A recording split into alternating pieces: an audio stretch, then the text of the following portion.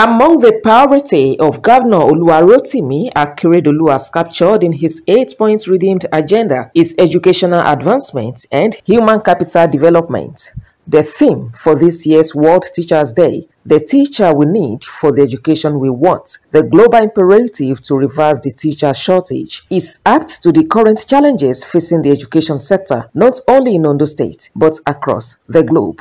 In 2021, Ondo State government recruited 1,200 teachers into primary schools and 79 into special schools across the state. This no doubt had positive effects on the common entrance results, as the number of candidates that scored above 40 jacked up to 81% in year 2021 as against 65% in year 2020, and has since been maintaining the standard in subsequent years.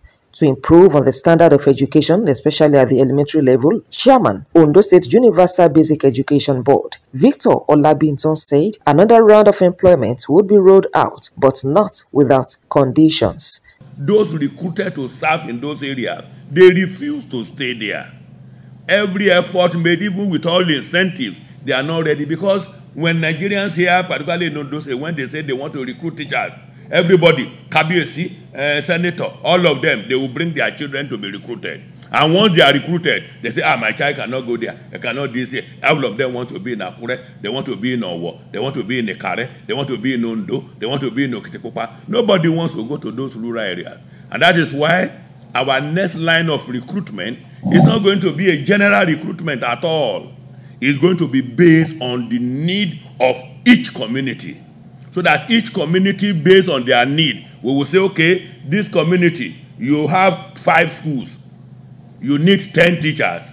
Can you get us your children who are qualified to teach in those schools? We interview them. If they are capable, we recruit them so that they can stay in those areas. Some of the contributions of Ondo State government towards addressing the well-being of teachers in Ondo State include salary payments, offsetting backlog arrears, renovation of schools with additional lockers and chairs, and other learning materials. To this end, over 22 billion naira has been expended so far on infrastructure. And that's why when you go to most of our schools, we have touched about 900 primary schools out of about 1,300. Whether perimeter fencing, whether building of new structures, whether renovation of new structures, we have touched 900 to date. I'm not talking of furniture. Furniture, we provide furniture for all the schools. We provide a lot of instructional material for all the schools. But I'm talking of physical structures. That is what we have done. And so far, so good. Our schools are better today than yesterday. Mr. Olabimtan also speaks on building the capacity of teachers, which he said would be carried out across 22 locations in Ondo State. Every year, we train and retrain, most of the teachers.